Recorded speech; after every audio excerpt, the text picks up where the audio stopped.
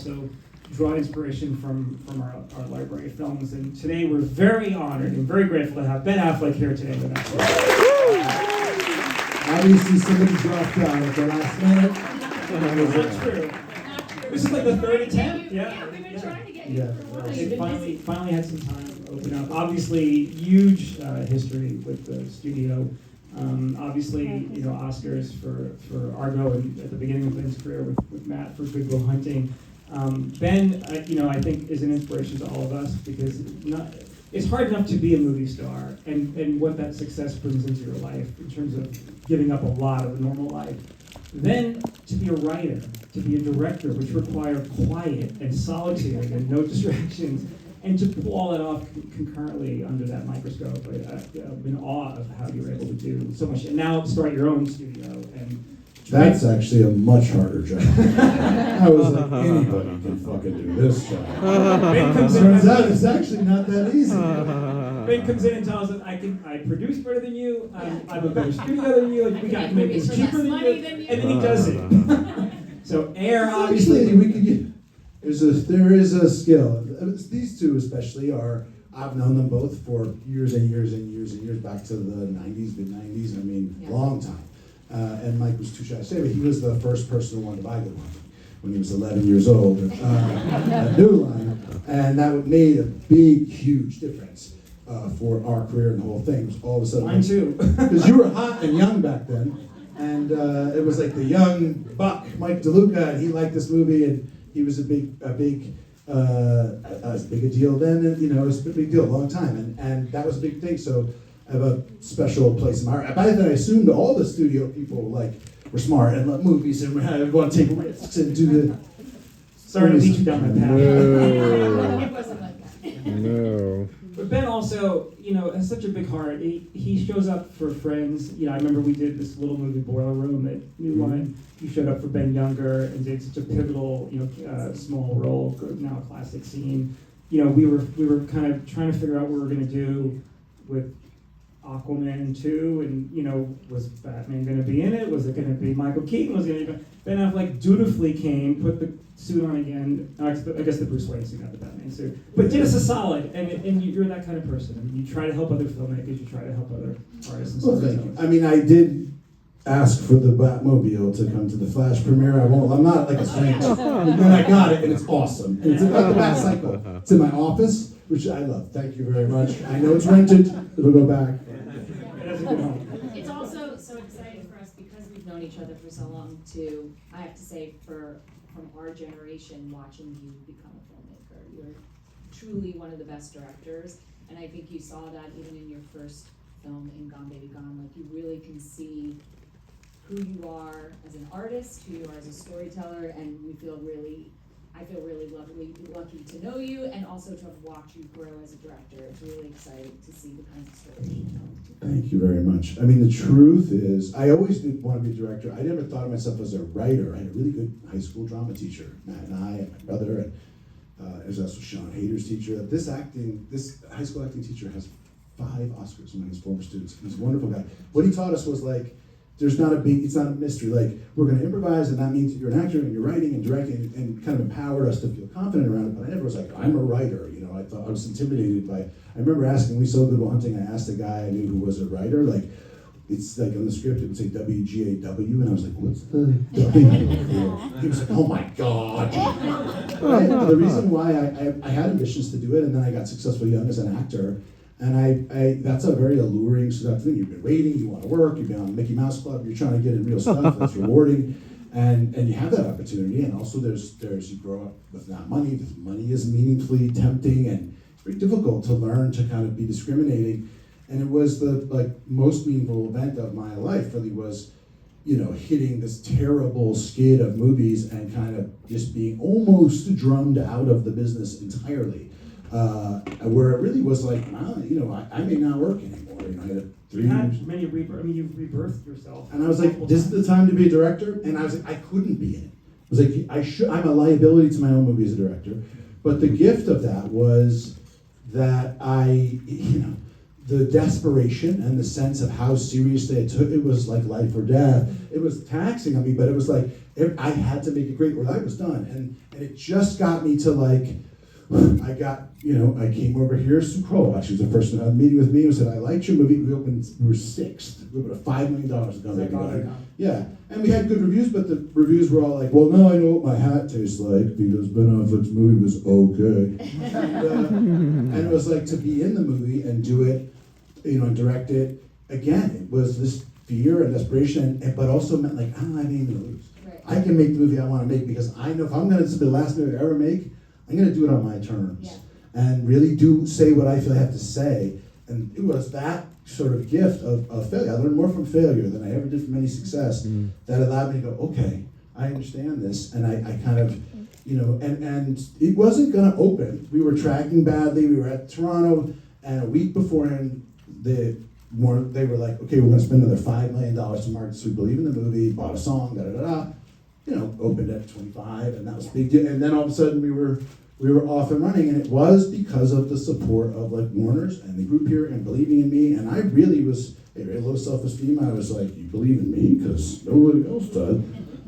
But that meant the world to me. That's why I'm able to keep working. I love this place. This is the theater where I did the director's cut of the town. Terrified, my heart beating, and like hoping they like it. And Argo, same thing. It was like coming in here and showing it for the first time. This feels like this kind of a sacred, beautiful place, for people that love movies. This theater, this campus, it's beautiful, and they couldn't have chosen better people to run it. And you two, I really mean it. You guys are brilliant and lovely and good people who like movies and also like understand how to keep a place.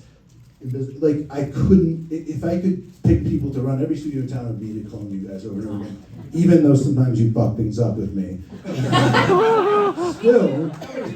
I still think you are the best. Well, I think it goes for, everyone in this studio, I feel like everybody in this audience, we all are united by movie love. Like, of all the studios I've worked at, and Pam has worked at multiple studios, this place really feels like sacred territory when it comes to just pure movie love. You mentioned some of your early acting roles, obviously, great part in Dazed and Confused, to Good Will Hunting. Would you say that any of your early acting roles shaped your future as a filmmaker? Well, the real gift of it was that I started acting right around the time, you guys remember, you're making these movies. It's like, it was this idea, the sort of post-70s, and then it was the 80s where it was all like cocaine and blockbusters and Jaws and Police Academy. And it was like, and there were good movies made there too, but then in the 90s, you had Slacker.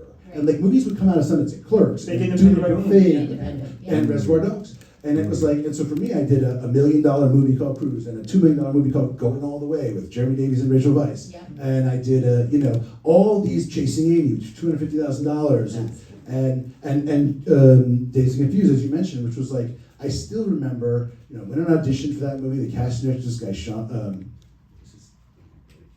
Don Phillips, and he was like, "Come on!" And kept on saying his friends with Sean Penn, but he never said, "We should call Sean and go out."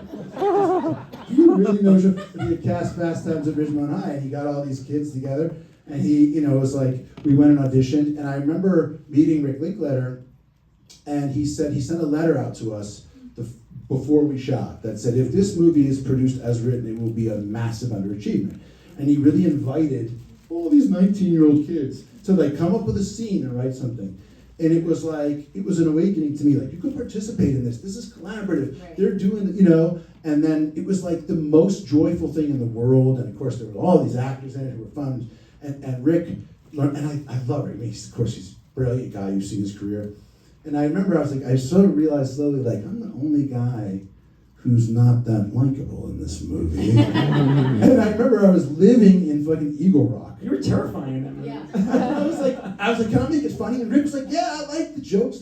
And we had this producer, he's dead, so I can tell the story. His name was Jim Jaggs. Nice guy, big, heavy guy. And he had in his mind, him and Sean Daniels had this company, Alphaville. I mean, good taste, somebody named his movies. Jim was a fixture at the left end of the bar at Dan Tannen's for decades.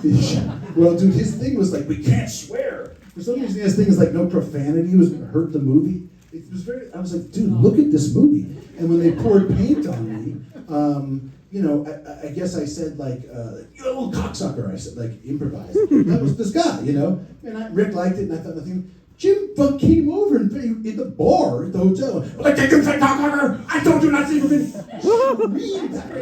And I went in and was like, hey, Rick, man, Jim, which I didn't know. He then caused this huge thing with the two of them. And it was like Rick's Trial by Fire. Anyway, I loved the movie. I was living in Eagle Rock, and I was walking down Colorado Boulevard, and a guy came up to me to ask me if I wanted to see a free movie, because they were doing tests. And I said, oh, what is it? And he was like, to be honest, it's not that good. It's like, it's called Dazed and Confused. It's like, You were invited to your own test screening. and he told me it sucked. I was like, okay, I don't think it's going to pan out for me. That shows you never know. That's amazing. But it did, because they thought, hey, I remember it was like, Quentin got Harvey Keitel, supposedly from Lawrence Bender's acting class. Right. So they got, and if he had Harvey Keitel, he could make his movie for $1 million. And at the time, you really did need $1 million because of the film and the cameras. And film was 60 cents a foot to process and to buy. So, and the cameras were big and expensive, and you couldn't just go, like, they weren't accessible. And plus, you needed a lot of lights to get an exposure. So that was like the most bare minimum. And so me and Matt, that was our idea. We were going to write this script, and we were going to do it for $1 million. We were going to write it for a famous person, and have the weeks would be short, and they'd have all the monologues and know all the answers and be cool and funny and smart. And like, in the scenes all have to be in little rooms, Right. people talking, because we can't have any action and anything like that. And remember, Matt's first movie he did when we had a rough draft was a TNT movie called The Good Old Boys, starring Tommy Lee Jones. And I was like, ask Tommy. Tommy might do our movie. When you get down there, get it good with Tommy. You can get $1 million. First day, Matt goes down to Texas, calls me back. He goes, Tommy's not going to do our movie. So yes, it informed a lot. Who are some of your biggest influences in filmmaking, and how have they impacted your work as a director? I thought those are the hardest questions to answer, because there's so many filmmakers that I love and admire. Like the people now working, I mean, I think Paul is my favorite director. I think he's genius.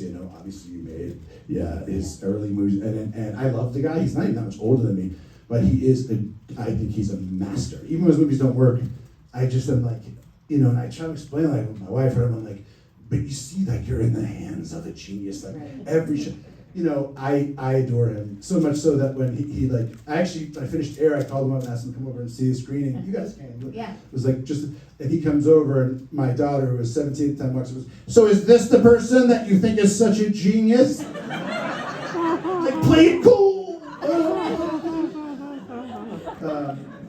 Alejandro is a genius. Alfonso Cuarón is amazing. Catherine Bigelow, I love. Barry Jenkins is spectacular. Like, there's a lot of really interesting directors working now, and a lot of innovative, wonderful people, and it's obviously Quentin's great. Obviously, I mean, listen, I did a movie with Ridley. I learned an enormous amount from Ridley. I worked with Terry, and I love Terry. And I've known for a long time, who directed this movie you're going to see. In fact, he's actually in this movie, which I forgot about when I watched it again. I was like, Terry, get himself apart. He's terrible. I love it when the directors fucking cast themselves. I love it. Because I'm like, oh, you're going to be in it. Oh, good. Yeah. Oh, good. Let's check this out. Since it's so easy back there, they come out being like, this time maybe try. Inevitably, they're fucking terrified. They get nervous, their mouth gets dry, they get all smooth, and they're like, shoot, and they say the line, and they go back and watch it, and nobody has to say anything. How's it going? How you feeling? Pretty good, huh? And whatever the thing is that they've like been talking to me about, if there's any issue, you know what I mean, with it, but like, let's just try it again and see what happens. I'll be like, Terry, why don't you just try it again and see what happens? It's very satisfying. Also, most directors are terrible, you know what I mean? And yet, they let some of them like to do it, but Terry has been, I think, Tree of Life is one of my favorite movies of all time. This is an incredible movie. Days of Heaven is an incredible movie. And one of the interesting things about this, I guess we get this, but you can see the seeds of a lot of where he ended up going. I mean, I am a kind of, I think, a student of film, and some of the things I've tried to do with Ars Equity, this little company, is to recreate some of the ways in which, there was a real golden age of movies and stories. Obviously here, where they shot Casablanca, right down there, which just blows my mind. I just went, the first time I looked at it, it was like, I can't believe it. You know, these masterpieces created here. And it was really in part because now the head actor's under contract, which we can't do that anymore. Keep you from your own choices. But Yeah. it's the truth though. It's because the brothers Warner were like picking scripts and going, we want to do this. And they didn't have to worry if it flattered a movie star. Right. And Michael Curtiz showed up 2 days before shooting. And when he was done, he walked away and they handed it over to the editors. And really the truth is it was because people like Mike and Pam had authority and power and believed in telling great stories. So you had great novelists working out here, screenwriters, and this library, which I keep on trying to get my hands into the Warner's library, is it has so much incredible storytelling in it from a time when that was at the heart of it. And part of it's like, yes, blockbusters were not great for Hollywood because people start chasing, they got so much money they chased it, and actors a little bit too, because it was like you had to get a certain actor, so you had to appeal to their taste, and then being a good actor, I can just tell you from myself, you know, and others who I know very well, does not mean you're also good at picking a movie. Very different things. Now, you're good at understanding how you fit in, but that's a wholly different thing from seating yourself in the point of view of the audience. In fact, to be a great actor, I think it's what limits me as an actor, is that it's very hard for me to lose the awareness of what else is happening and the other things that are going on, whereas I think Daniel Day-Lewis never ever once thinks about that. Yeah. And I think that's why he's so great. Yeah. What's the best piece of filmmaking advice you ever got from another filmmaker? And if you don't mind, who was it? The whole way I learned how to do this, and this theory that has served me so well, and I would encourage anyone to adopt it because it works, is like, one thing is, if you're genuinely interested in what somebody does for a living, ask them about it. They will tell you. Like, even if they don't, you know, like, people are interested in what they do, and if you have a genuine interest, it's quite satisfying for people to go like, oh, you seem to be interested, and they will tell you. And being an actor and being able to have access to the directors and behind the camera and to the technicians, to everybody's job, meant that I just was film school for me all the time. And I was interested in it. I was interested in how a dolly was, or how a head worked, or what you know, like, what I used to use arc lights. Well, how did that work? Or, well, what's an HMI? Well, you know, what's a focal length? Well, why, you know, what does it change the optics of a lens? And talk to the directors. Why are you doing this again? Well, what does it mean? What are you looking for? I remember being on a TV series in 1992, and asked Stephen Tobolowsky, like, so what's an example of a director? How can a director do something like bad for their career? And he was like, I don't know if you remember him. He was a great character actor. He was Famous like, in Groundhog Day. yeah, Groundhog Day, yeah. Ned Ryerson, yeah, that guy. And he was like, well, I'll tell you what, probably the worst thing you did, like, there's this kid, David Fincher. He has ruined his career. He took the Aliens franchise and destroyed it. And I was like, oh, that's interesting. So also be careful who you ask advice of. But really, I mean, so the answer is I got so much advice from so many people, and I've just tried to hoover it out of them as much as I could. I think when I went to direct as an actor, I went around and pulled because by that point I could ask, you know, like, hey, can I talk to you for half an hour, whatever. So sat down with all the actors who had directed, you know, for the most part, who I thought did a great job. You know, so Warren Beatty, now Warren loves to, you know, Warren loves to talk, and Kevin Costner, and I took Mel Gibson. I talked to every single person who had done it, and they all said one thing, which was a little weird. They all were like, don't shortchange your own coverage. Which is a very practical thing, but it's because That's a great piece you of advice. feel self-conscious. You shoot this actor and that actor, and they turn around to do your stuff, and you kind of whack a take or two out, and you kind of feel like, okay, we're not going to stand here doing me all day. Let's move on. And that was one thing. But the best advice they gave me, because I wasn't going to shortchange my own coverage. And I was like, if I'm not good in this movie, there isn't a second movie. I was like, settle down, get a seat. We're going to roll the whole mag off. They said, and it was Warren and others, but I remember Warren Beatty saying explicitly at the Chateau Marmont, he said it to me like he had struck gold with this revelation. It's like, what the thing is, take everybody's good idea, because it's not going to say directed by Ben Affleck, but all the good ideas came from the sound guy. Interesting. It was like, to Warren, like, you still get credit. You know, that is really true. Like, and so I mean, so many people have told me, like, you have the ability. Yes, you have to be discerning, but like, even what that led me to was not just, hey, yes, people have a good idea, welcome it and listen to them and be open to any good idea, but the unintended consequence of that was that every single person on the crew who we were working with, because I was like, you're all filmmakers, right? We're filmmakers here. That's the point. And what I learned out of selfish or accident, because of Warren Beatty, ironically, was that if people are working with you feel valued and respected, because they are valued and respected, they'll kill for you. And they will do their best, and they will use the good shit, and they'll help you out, and they'll stay late, and they want to do it, which was such a beautiful thing. And I've been on a lot of movies where there was a lot of like, well, this guy, you know, and checking the watch, and ego, and I was like, Different energy then. yeah, I was like, I don't take a film by credit. I don't believe in it. It's not a film by me. It's a film by 300 people. You know, I'm not doing this movie myself. It's a massive underachievement. It's just me. That's great advice. It creates a whole community. That's what we're doing. We all love Argo. I especially love it. I've seen it like a million times. I love it as much as him. As much as you. I do. I love it so much. I mean, it's great. And looking back now from where you are, what was the biggest challenge you faced while making that film? Getting killed by the Maybe, yeah. by the Iranian.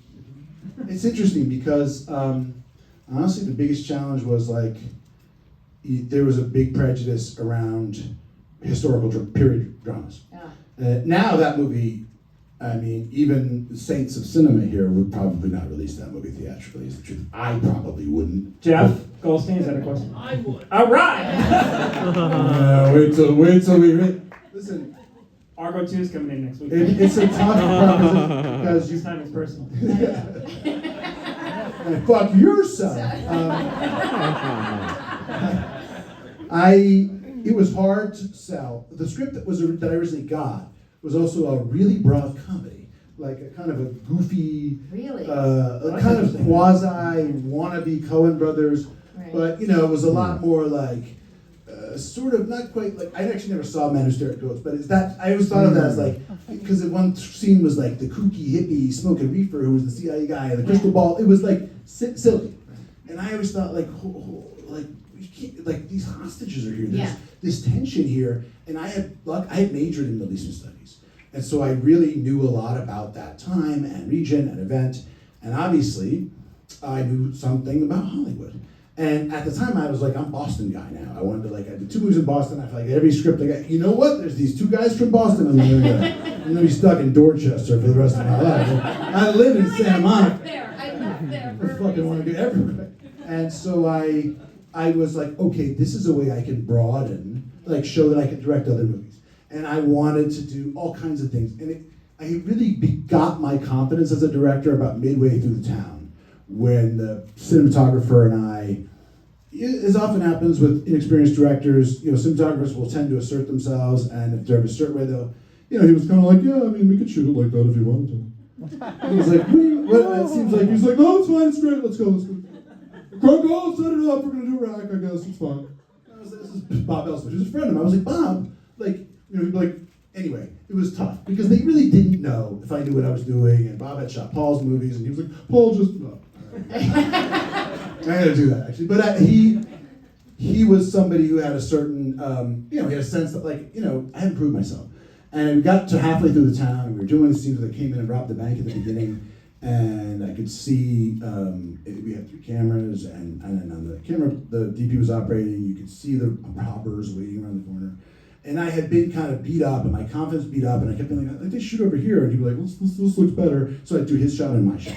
You know what I mean? And I was like, and I remember talking to Pete Berg, and he was like, what? Like, Pete Berg had never occurred. He was like, what? It's your movie! I was like, I know, but I feel kind of like, and he was like, that's crazy. So I thought, okay, I had little comments, and then it was just one of those things where I held it in, but this movie really was going to be like, I was in it, and I had all these people that I hate, and it was like really tough, and it was a lot of years of getting shit on, and this was really, I'm not exaggerating, this movie didn't work. I was done in Hollywood, for sure, as an actor. And, he said I said, Bob, I can see the guys, and he was like, you won't be in this shot, you won't cut to this shot. And I just remember saying, like, don't tell me what year I'll be in! Which I have never done in my life. Wow. I'm very calm, and I have like a blackout, apparently for like 7 minutes. I just went out and just was like, you are not supporting Well, me! then it built up probably. Yeah. It was like a decade, you know what I mean, of like, you know, all of Gigli and surviving Christmas. By the way, he shot Gigli. That was the other thing. This fucking guy is such a genius. Like, where were you, motherfucker? You were like, it's great, I love it. So I lost my mind. I have never lost my temper like that ever once. It was like, it reminded me. Remember that dude like Christian Bale with Bananas that time? By the way, Christian was right. You don't know that. I was like, that dude fucking tweaks constantly while you're shooting. Keeps on like, you're like, he'll be over moving the lights. Like, it's unbelievable. Some DPs will drive you nuts like that. So anyway, I went crazy, and then it was like free, and I was just like, I don't give a fuck what movie you want to direct. I'm making this movie. Yeah. And this is my, like, I'm not going to fail because you told me. And then, of course, then the rest of it was like, everything was fine. I was like, here it goes over here. I was like, I wish you hadn't put me in a position to have to go nuclear for once in my life, just to have it be like, and then when that happened and the movie worked, by the time I did that next movie, I just felt like, oh, I know what I'm doing, you know, and I had the confidence. And so weirdly about Argo, there's this paradox I've noticed where the best movies are the easiest. I remember thinking about that movie and being like, here's the thing, this movie will work if the tones are congruent. Well, the tone is perfect. I mean, it really is a pitch perfect tone. It But goes from tension to humor, back to tension. You never feel like those hostages aren't in jeopardy, but you never feel like there's not relief in the film. And I just think it's such a brilliant lesson in tone. Thank you. That makes me self-conscious to say my next thing, which is the director's job is tone. So thank you very much. I remember when we went and I thought, okay, this is a movie where they're all just 8-foot shots. Like I was like, every day I should come out like a basketball. Like this is just an 8-footer. Each of these scenes, and I rewrote it, and they weren't sure or whatever. And I took the comedy down, and then Chris stripped it out, Chris Terrio, and just did the thriller version. And then I wrote all the jokes. Ironically, you know, like if I want to make a fake movie, I'm gonna make a fake it, you know, all that stuff. Because I had been around so many Hollywood personalities, and then I just thought all I have to do is execute each thing each day. What's in front of me. There's no day in this movie that's so ambitious that can kill me. Like, all I have to do is just do that. And that sort of lucked into that approach. And it was one of those things, honestly, where it was like, I have to get lucky too, because some movies you work really hard. That was one where it was every actor was available, every location we got, everything came together over and over, where I was like, wow, this is great. And it just stayed that way. And I remember being at Smokehouse across the street with John Goodman doing the scene where he's like, talking about like the head, she's like, well, she's the writer, they come for the free food, you know, you can teach her. I said, can you teach someone to be a director today? You can teach a rhesus monkey to be a director today. That was where I was kind of like, oh, the tones do work. Huh, that's good. So then I'm like, okay, we'll have the Star Wars fake read-through and cut to the hostages. And then I start reaching, because I had the confidence. It's like relaxation and confidence is really the key. When I was so tight and worried every day, getting myself migraines, that was harder to be successful than when and so I realized I gotta make other people feel confident. Yeah. And I remember that movie, I was like, this is gonna be my, I called it my anti-grudge. Like I had so many bad things happen to me and held so many grudges about this one did that to me and this one did that to me. And I remember when the town opened, I was on the phone with my agent, and there was a studio head who when I got cold, nobody wanted to talk to me. I couldn't get in on the phone, nothing. You know what I mean? People were killing me.